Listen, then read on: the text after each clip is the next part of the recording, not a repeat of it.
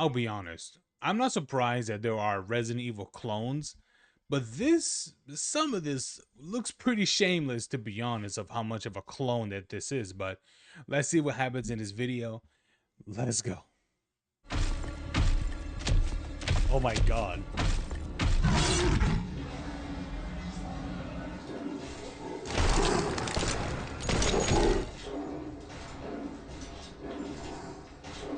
The journey of playing crappy horror games on Steam is a long and never... Okay, already? Pausing it already? Bro. Wow. ...ending one, and also one that I couldn't possibly hope to keep up on my own. Which is handy because most of the games I end up doing videos on are things suggested by viewers. This was the case with things like The Killing Antidote, Ruined Nurse, and also case in point, Ebola Village. I feel like I've seen the nurse one before. Person survival horror game that is the perfect example of we've got Resident Evil 4 at home. Developed by the aptly named Indie Game Studio. Yeah, with there even being underscore bro, that's a name was used on their Steam page, as if it was like a placeholder title or something that they just forgot to update. And it really was one of those instances where as soon as I loaded it up, I knew I was in for something special, even though that AI banner they originally used on Steam should have been a dead giveaway. One of the very first things they show you is the violence warning screen, which is...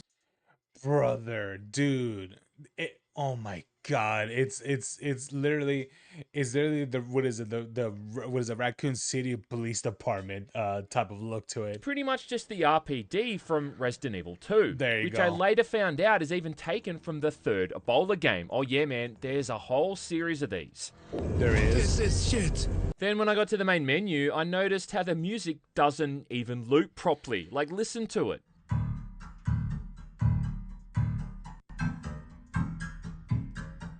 Okay. But what is the Ebola Village about on the whole? Well, you know, I've experienced that in some games before. Yeah, 100%. I experienced that in some games before. I think one of them was Fortnite. One of the emos that they had, I can't remember which one it was, but the loop of it was pretty bad. Because you know the song would be like doom, doom, doom, and then for some reason the song would go doom, doom, doom. I'm like, dude, the loop of that is awful. I think they did fix it later. To be honest, it's really easier if I just show you. До свидания. Hold on to your butt. My god. Right, so when we start a new game, the first thing we see is a woman named Maria, sitting in her living room in her underwear, watching a news report on the TV that's very clearly 16:9 footage that's been stretched down to 4:3.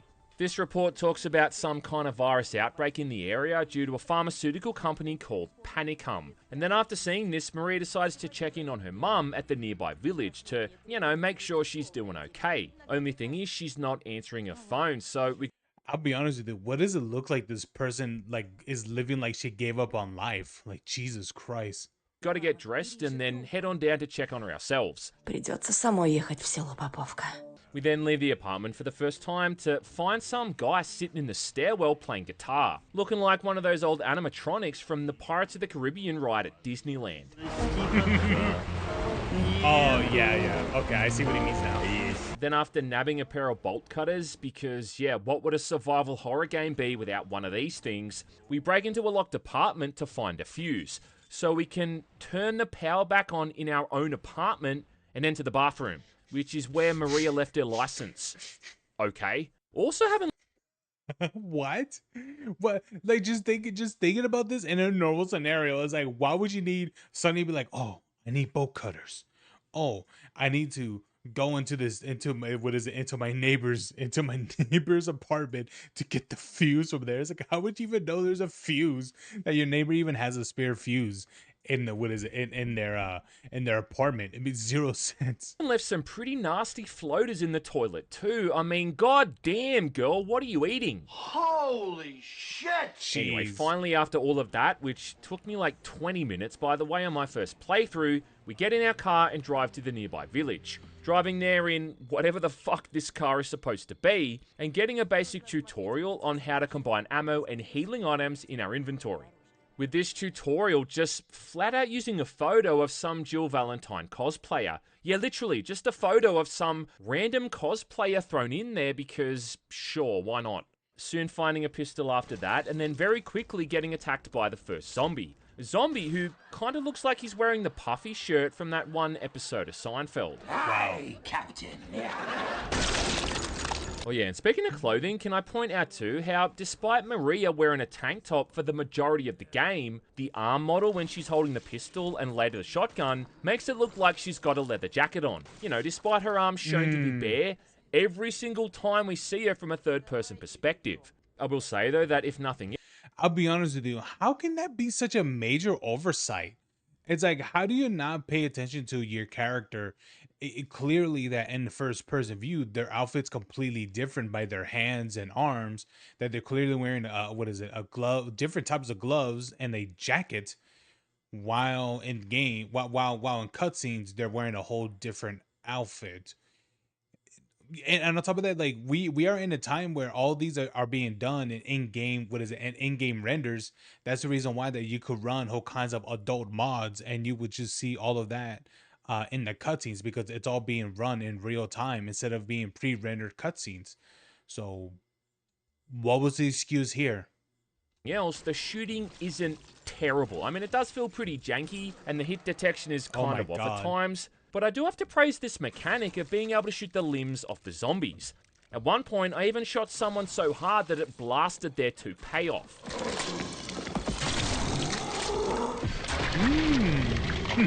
In fact, if you hit them in the head, you can literally shoot their face off, leaving behind this skull all covered in sinew, and even see their eyeballs hanging out. I mean, it's pretty gnarly. Even if it is just a pretty poor imitation of those similar kind of gore effects we got in the Resident Evil remakes. And that is kind of weird in how this thing is clearly influenced by those later Resident Evil titles like the RE2 remake and even RE4, but then it also still includes constant transition screens when entering different areas, with those very traditional looking animations as opposed to just loading in the entire map at once and making it this seamless journey. What I also noticed as well is how the size of the buildings on the exterior is then completely off to how big they are inside.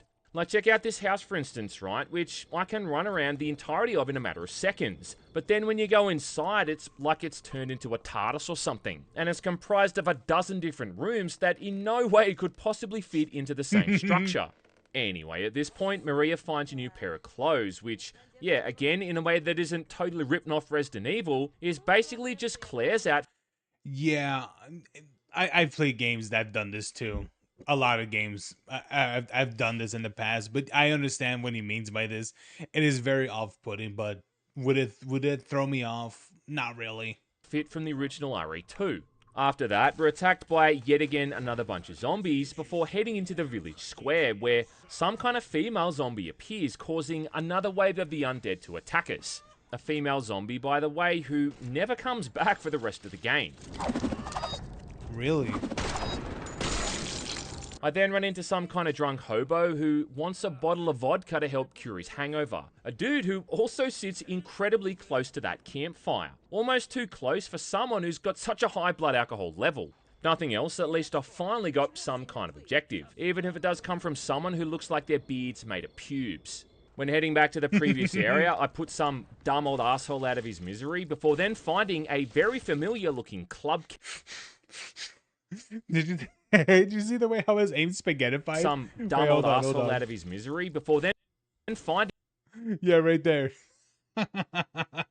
Oh, this game's a gem. A very familiar looking club key. But then as soon as I add it to my inventory, the icon weirdly changes to a crucifix. I don't know, maybe the developer mistyped something when he was coming up with the AI prompt to generate that image. Either way, this is the key that gets me into Maria's house, where...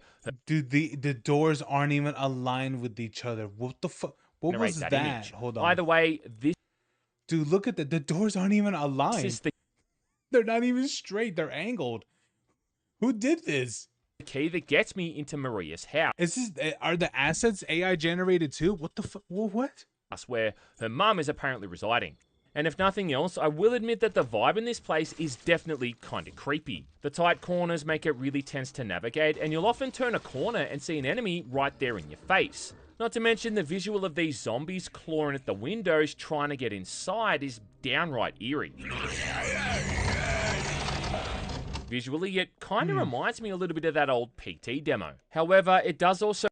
I swear to God, I was about to mention that too. I'm like, bro, why does that hallway look so similar? What is it, to the PT that came out many years ago? To highlight the absolutely dog shit close quarters combat, especially in this basement area when you get ambushed from front and behind, and see these things easily grab onto you and rip your asshole completely open. Somehow I managed to survive all that, and I soon end up in Maria's room to check her email, putting my feet up for a bit and hopping onto AOL Messenger. Wait, did he not see that monkey? Up in Maria's room to check her email, putting my feet up for... Wait, did I see that monkey? Vibe. Right there. All that. You see that? Wait, he didn't see that monkey? And I soon end up in Maria's room to check her email, putting my feet up for a bit and... This game must have a lot of memes incorporated in it. I'm gonna say that right now. This game's gonna have a lot of memes in it, doesn't it? Hopping onto AOL Messenger with one of her friends named Ivan. Yeah, Ivan, because I guess Dmitri, Sergey, Mikhail, and Vladimir weren't online that day. Ivan at least does give us a bit more plot progression, kind of, telling us that the virus has indeed been made by this Panicum company. Yeah, thanks Ivan, no shit. But before he can tell us any more, he goes offline. I then end up eventually finding the mum's room, where it becomes very apparent that she's been infected and is slowly turning into a zombie. You know, in case the incredibly bizarre facial expressions and constant twitching wasn't obvious enough. Maria, of course, seems completely oblivious to this, you know, despite having just killed a couple of dozen of these things already, and assumes that her mum just must have some kind of a fever. So now the main goal becomes to find some medicine for her in one of the buildings, hopefully to bring her body temperature down. Yeah, that'll do it. I do also at this point find a dude, she is tweaking out bad. Can of WD-40, which lets me get through a rusted door in the house that I visited earlier, which is where I'm heading to next. Which is where I'm introduced to these little glowing slug things, which is what I assume is supposed to be infecting corpses and bringing them to life. But more importantly, I find another pair of bolt cutters and a bottle of vodka for old mate back near the campfire. So I immediately rush back to give it to him. Wait, hold on. Don't tell me those bolt cutters are supposed to be like a one-time use sort of thing, where like once you use it, it's like consumed. Like you don't just keep it in your inventory. Only to be told absolutely nothing of any real value. Oh yeah, outside of the fact that he reveals to me that he has hepatitis. Okay. Stop saying shit like that. The bolt cutters, however, do let me gain access to the nearby cemetery because, yeah, what rural village doesn't have its own cemetery a stone's throw away? Actually, you know what? I would imagine they do. And look, again, I will give credit where credit is due because for this short stint through the cemetery, the game does shine for a little bit. I mean, going through a graveyard in the dead of night and being attacked by zombies, it's classic. They're coming to get you, Barbara. Even the side of this church we come across is super spooky, with the thunderstorm off in the distance and that otherworldly glow coming from the windows. It's great. So eerie. Inside there's even this Who's that? creepy old lady who looks like she's had her eyes clawed out, talking like a doomsayer and speaking in metaphors about biblical times, the end of the world, and all that shit. Yet again, another NPC who's never seen or heard from ever again because fuck it, who needs plot progression? In the church, I also find the spade key, and at this point, do I... Either that or you didn't look hard enough. Maybe that's what it is. Even really need to say it. It also started to dawn on me that at this point, I still didn't have the shotgun, despite having collected a few dozen shells over the past hour or so. But then in the next house I explore after using the spade key, I do find a wooden shotgun, so I must be getting close. And then after finding another key and trying to enter the locked gate behind old mate, it outright won't let me go in there until I've found the shotgun. I did get lost for a bit here, running around in circles for like 20 minutes until I finally realized that I'd missed a single gate all the way back at the starting area. Which then took me to this nightmare fuel cabin surrounded by horrific looking statues, as well as showing off this mysterious old man who, yet again, is never seen or heard from for the remainder of the story. Either way though, when I finally make my way inside, okay, yeah. I could understand the frustration. I'm like, what's the point of implementing characters if you're never going to see them again or have some sort of any interaction or be able to anything, just anything? What's the whole point of introducing them if you never see them at all ever again? After sorting out a couple of quick puzzles, I've got the shotgun, which surprisingly doesn't disappoint. Also apparently being some kind of handheld lens flare generator. I mean, just look at the flares coming off this thing when I am it around.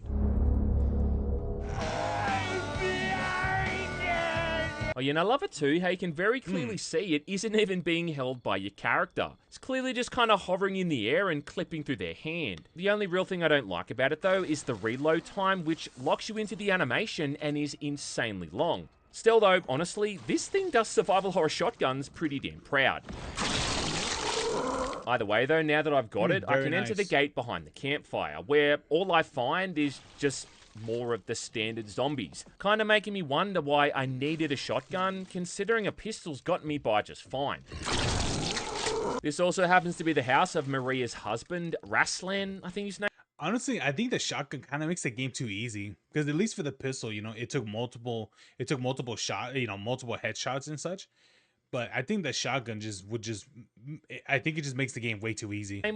But before I can even get there, I have to, and I can scarcely believe this was a mechanic, dig up the grave of a dead cat to get a locker combination from the back of its collar. Just want you to stop saying odd shit. And I'm sure there's a your mum joke in this somewhere about digging up dead pussy, but I'm too highbrow for that kind of thing, alright? Bullshit! Soon enough, though, I'm inside Raslan's house, which is where even more RE4 style knockoff shit is introduced, with the villagers now able to grow some very Las Plagas looking mutations out of their heads. Okay, but also, thankfully, including a new save point and an item box, considering the only one in the game up until that point was the one in the first house, which made saving and item management a real chore. All up, I found this place to be kind of like a mini Spencer mansion, with Do you know what that zombie looked like? That zombie looked like one of the zombies that you'll face against in like the old school was a House of the Dead. I think that's what it looked like to me. You know, the ones that have like were those the ones that had like no clothes? Like they were basically what is it, bare naked? It did look like that, didn't it? Having left behind some items and clues to help Maria in her journey. Not to mention, he's also left behind an absolutely insane Borry in the upstairs shitter. Like, seriously, dog, what is it with the people in this game and not flushing their toilets? God damn! Also, well, there's that, but what is up with the girth? What's up with the girthy shits that they have? Dude, how much are you eating to have that much? So does this room look familiar? It ought to. It's basically just a copy and paste of one of the save rooms in RE2, even down to having a photography darkroom in the back. Oh my god. I can't do it. I can't take this shit no more, man. Anyway, the main goal for this area, it seems, is to combine two broken record pieces together, which then reveals a heartfelt message that Raslan's left behind for Maria, something which, again, doesn't seem to serve any purpose. But for some weird reason, it's only after hearing this message that a heart key drops from the ceiling, which is one of the final keys we need. After going outside again is where we get... Dude, this is this game is literally just shit happens and it happens. It's like there is zero explanation. Things just happen. There it is. It's like, okay, cool. The first boss fight. Kind of. Against some old redneck looking dude with a chainsaw. Though I think boss fight might not be the best term, considering this guy goes down in like 3 or 4 shotgun shells. But at least with the heart key, I can finally get into the last building, where we get medicine for Maria's mum, because, yeah, remember her? And after rushing back and giving her the medicine, this does lead into what's easily the most harrowing moment in the entire game, where the house is besieged by a whole bunch of zombies that are breaking in through the windows. And I will admit that this bit scared the absolute shit out of me. With the sound of all these windows getting broken, and no way to really possibly see where it's coming from. I mean, it was tense, and my asshole went tight enough at this point to crush macadamia nuts. After Jeez. this, I'm then boarding up the window so nothing else can break in, before then being given the very clear objective to repair the village tractor so we can both escape, as opposed to repairing the village bike, which is what your mum's known as. With me now also having So did you give your mother the medicine? I'm gonna assume that that happened. a crucial item that But then I am gonna safely assume as well that nothing weird happened and your character just gave it to her and then that was it. Which I'm pretty sure he would have. I don't know. Okay. lets me unlock another gate that's behind Old Mate, which is also when Maria suddenly has the brilliant plan to find a syringe so she can inject herself with this hobo's blood, in the hopes that it somehow stops the zombies from attacking her. So let me see if I've got this straight. One of the This is literally World War Z. Fucking. This is World War Z type of like thought process. How many influence? I can understand. You know the references, the influentials and things like that. But I'm like, bro, you are literally. The main objective in the game at this point is to give myself hepatitis. Brilliant. Alright, wanna get nuts? Let's get nuts! And it's like, look, lady, I don't know if you know much about what hepatitis is, but I'm pretty sure it's not the kind of thing you want to give yourself. And again, like, considering how well she's been doing this far with a pistol and shotgun, is it really that necessary? Damn, that was a big testy pop. Anyway, in the next area, the military shows up, but very quickly gets their asses handed to them. Which doesn't really add anything new outside of just kind of teasing us with a bunch of AKs all over the ground that we're unable to use. We then come across what looks like an orphanage or something off in the distance with a creepy little girl hanging around out front.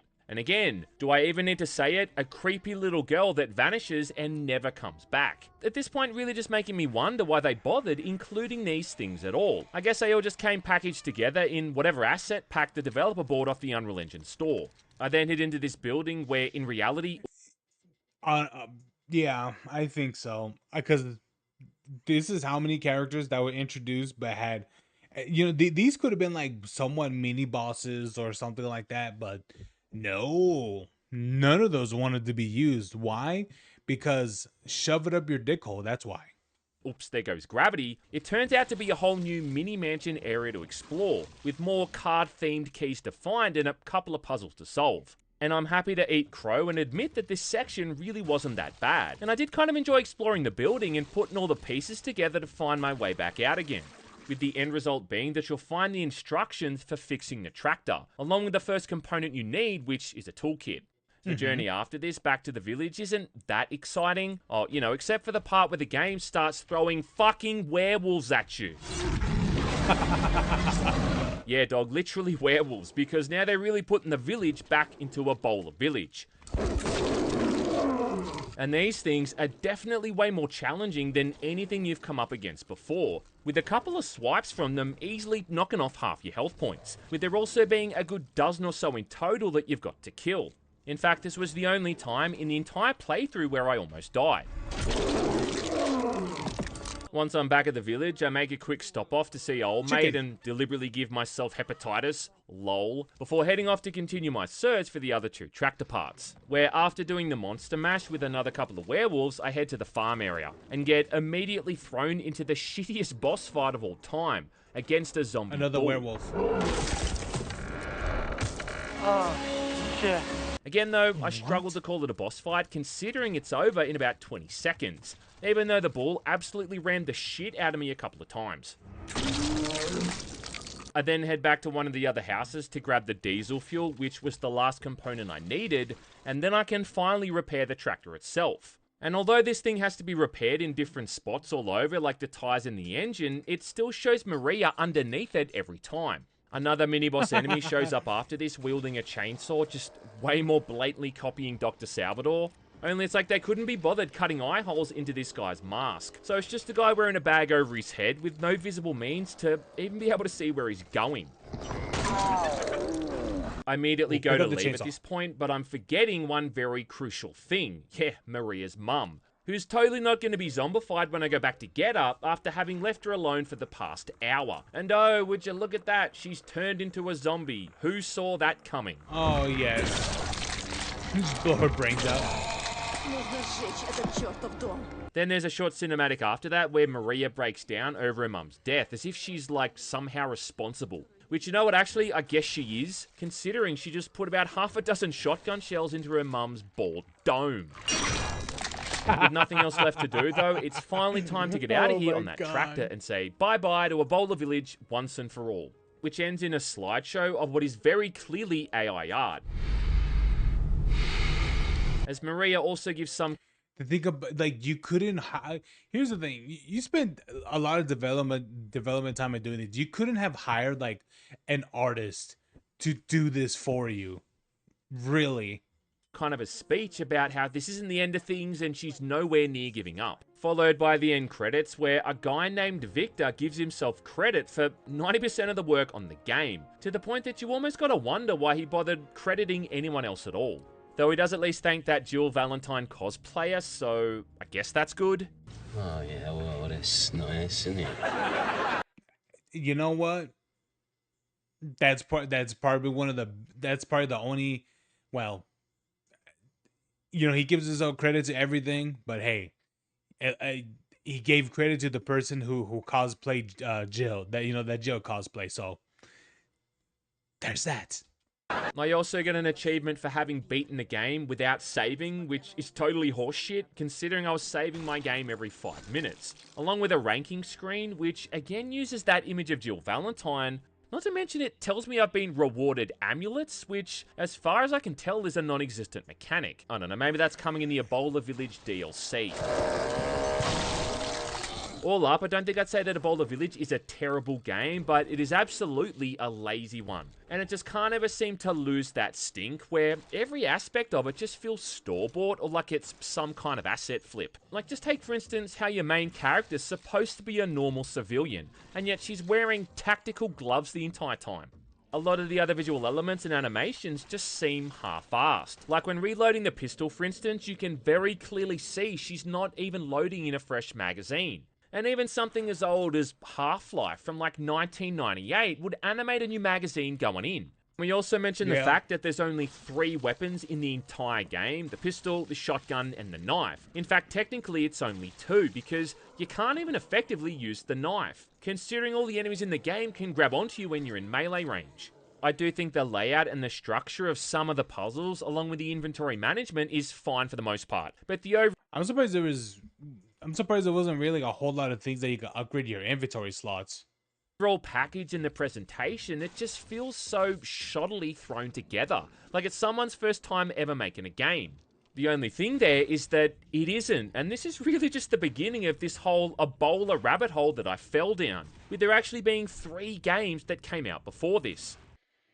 Oh my god. Yeah, he did a whole series, and they're all ass. Along with there even being a short film based off the events in this 4th game. Not to mention a 5th game already in the works. And I did contemplate checking out those older titles, but even the brief time I spent with the 3rd one made it very clear that Ebola Village is the apex of the series this far. How did you get out from under the lock? You can't get out of here. See that cross? It will never let you escape from here. Monster! Stay away from me! Back off! Get away! You know the old saying, how if you don't have anything nice to say about something, well, don't say.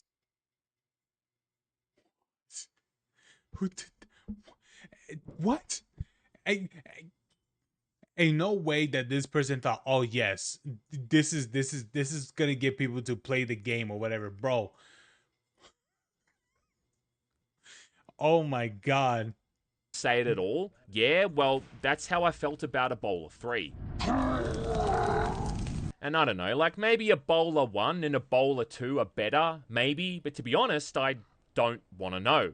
Overall, this thing has an 86% rating on Steam reviews, and while I don't buy into the whole conspiracy theory that bot or paid reviews are a thing on this platform, having such a high score does definitely raise a few red flags. Or, you know, at least make me question the eyesight of the average Steam user. Still though, if nothing else, these kind of titles just make all the other genuinely amazing indie horror games look even better in comparison, with things like Conscript and Labyrinth of the Demon King. But if you just absolutely had to play a survival horror game set in the most mundane, textbook, Slavic-looking village of all time, well, I don't know, man. I guess you could do worse. It's like, dude, here's the thing. If you're gonna spending that much amount of, I mean, I don't know how much comparatively to Australian dollars I think that was Australian to American dollars. Here's the thing. You might as well buy Resident Evil Village or Resident Evil 4 remaster when it's on sale right now, especially the summer sale. You could buy that game literally right now for like $30. I think somewhere around that much. It's worth it, man. Do that and don't buy this. What the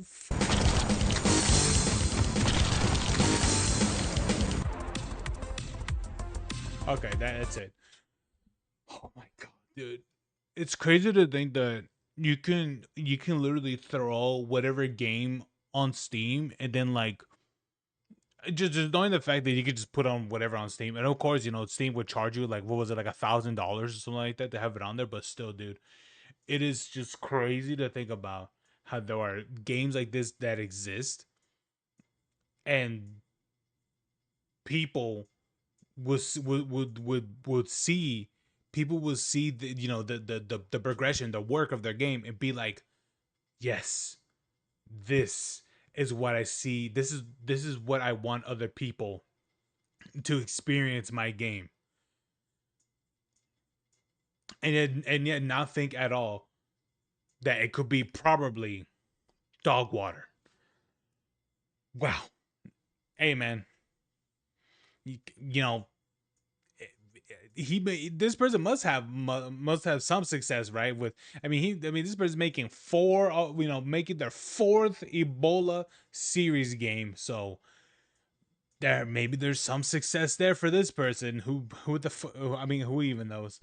But anyway, leave a like, subscribe, and check out what is it? Check out G-Man Lives. Um, anyway, see you guys. Hope you guys enjoyed the video as much as I did. But Jesus Christ, the shameless of clones and using AI for assets and things like that. Jesus Christ. But anyway, you guys have a good one. Peace.